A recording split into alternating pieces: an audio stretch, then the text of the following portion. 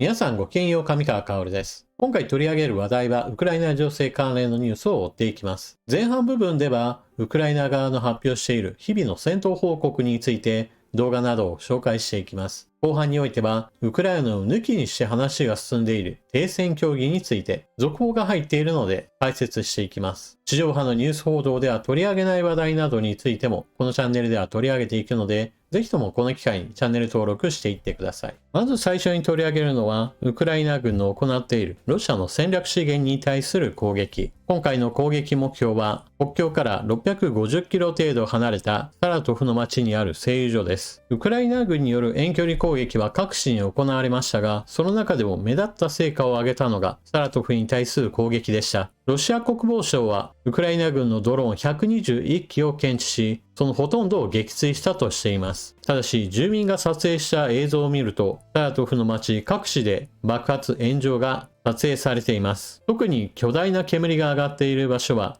サラトフの製油所、石油の精製所ということもあって、貯蔵されている燃料などにもかなり燃え移った可能性があります。攻撃は夜に実施されたのですが、夜が明けてからも消火が間に合ってはいないようです。日中においても黒煙が上がり続けており、施設はかなりの大打撃を受けたものとみられます。今回攻撃を受けたサラトフ製油所は年間700万トン以上の生産能力を誇ります。近くにはロシア軍の戦略爆撃機が駐機する空軍の基地などもあり、航空燃料の生産などにも支障が出るかもしれません。続いてこちらの映像では、ウクライナ軍のドローンが大きな倉庫を攻撃しています。攻撃対象となった倉庫には、ロシア軍がウクライナに対して攻撃を行うのに用いている大型の突撃ドローンシャヘドの完成品が運び込まれる倉庫だとのことです。ここからさらに30キロ離れたところに組み立て工場があり、そこで出来上がったものが一旦倉庫に預けられ、あとは物流ルートに乗るというわけです。ロシア国防省によると、この倉庫を襲ったウクライナ軍のドローンは計3機で、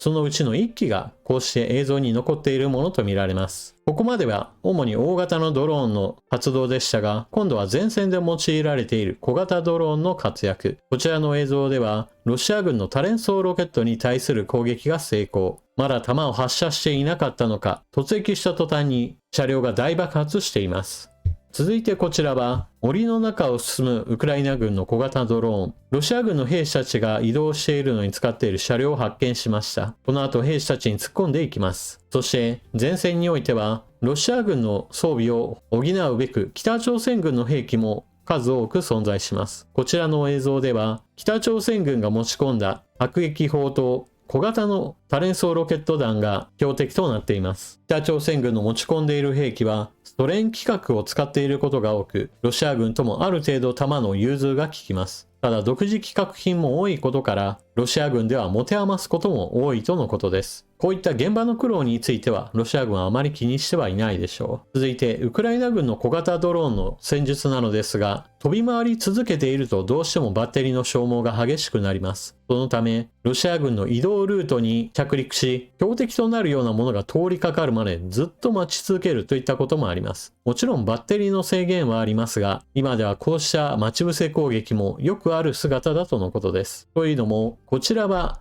逆にウクライナ軍が小型ドローンによる待ち伏せ攻撃を受けているところ、バギーに乗ったウクライナ軍兵士たちがロシア軍のドローンを見つけて襲撃されないようにと銃撃しているところです。このように大型ドローンによる双方による遠距離攻撃、さらには戦場を監視する中型のドローンが上空に待機し、さらには小型ドローンが前線では飛び交うような戦いといったものが進んでいます。これに加えて映像には出てきていませんが、榴弾砲による砲撃戦なども常時行われています。さて、今回ご紹介したようなドローンによる作戦行動は、ロシア軍、ウクライナ軍双方が行っているものです。それによって前線での戦いも激しいわけですが、影響をかなり受けている場所もあります。こちらの地図は戦争研究所の発表しているもので、赤く塗られている部分がロシア軍の占領している地域です。特に状況の変化が起こりそうになっているのは東部戦線です。画面中央、マウスカーソルの指し示している場所がポクロウシク、東部戦線における現在の主戦場となっている場所です。しかし今、ポクロウシクは陥落の危機にあります。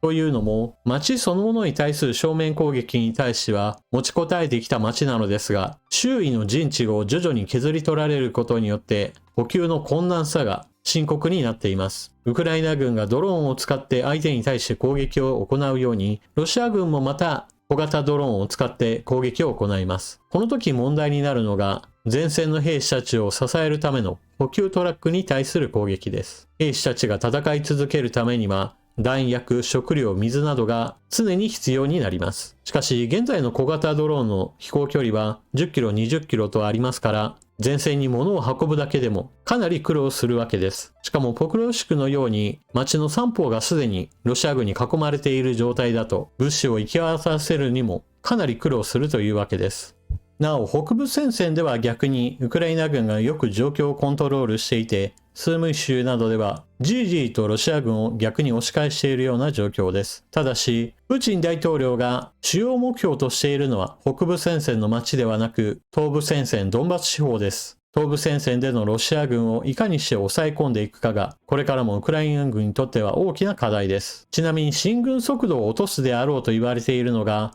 ウクライナによる対人地雷禁止条約からの離脱で、すでにウクライナは公式に声明を出しています。ですから実際に戦場で対人地雷が大量にばらまかれるようになると、ロシア軍による歩兵による突撃に関しては、かなりこれを防げるようになるのではないかと言われています。さて、それではウクライナ停戦協議に関する続報。ウクライナ抜きで和平の同定決めるな。ウクライナとヨーロッパが対岸で一方的領土割譲に反対。イギリス、フランス、ドイツ、イタリアとポーランド、フィンランド、EU の首脳はロシアに侵略されたウクライナの停戦交渉に関し、ウクライナ和平の同定をウクライナ抜きで決めてはならないなどとする共同声明を発表した。また、ウクライナとヨーロッパはイギリスで開かれたバンスアメリカ副大統領との会合で、ロシアが停戦条件として求めるウクライナ東部州の割譲を拒否する一方、ウクライナの安全を保障することなどを掲げた対案を提示した。ヨーロッパとウクライナはアラスカで予定されるトランプ大統領とプーチン大統領との直接会談で、米ロがウクライナの頭越しに東部州の割譲を決めることを警戒している。対案はトランプ氏に対し、ロシアに一方的に有利な取り決めをしないよう釘を刺す狙いがある。今回の共同声明は、ウクライナへの安全の保障や、ウクライナの主権保護と領土保全を要求。ウォール・ストリート・ジャーナルによると、この対案は、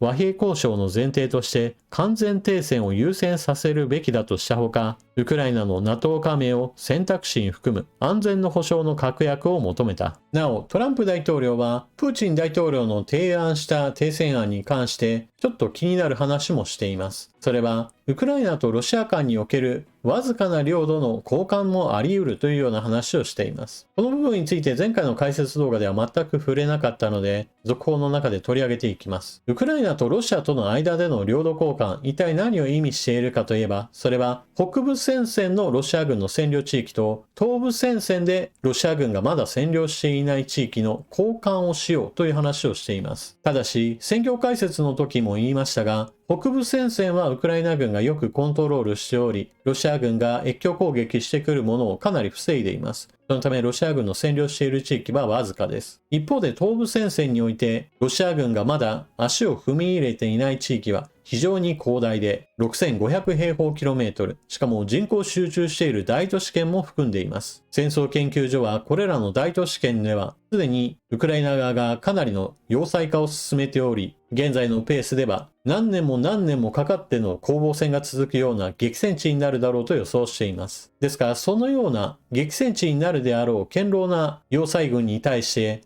外交交渉でこれらを無血占領することができれば、プーチン大統領にとっては願ってもない話というわけです。しかし、このようにウクライナを全く無視した形でアメリカとロシアがウクライナの領土をどうするかを勝手に決めてしまおうという無茶苦茶な話になっているわけですから、ウクライナとヨーロッパが共同してこれに反対しているのは当然でしょう。そのため、こうした姿を見て一応トランプ大統領もゼレンスキー大統領がアラスカで行われる首脳会談に来ることも検討のうちに入っているとは述べています。ただしこれはかなり実現性は低いかもしれません。というのも、プーチン大統領にしてみれば、トランプ大統領と直接会って丸め込んで、米ロだけでウクライナの領土を切り分けることができれば最高なわけです。トランプ大統領は結局、自分の国にとっての領土の話ではありませんから、ウクライナの領土がどうなろうと別に自分にとっては関係ありません。むしろトランプ大統領は自分が和平を成立させた中心人物だといったようなことを政治的に誇りたいでしょうから、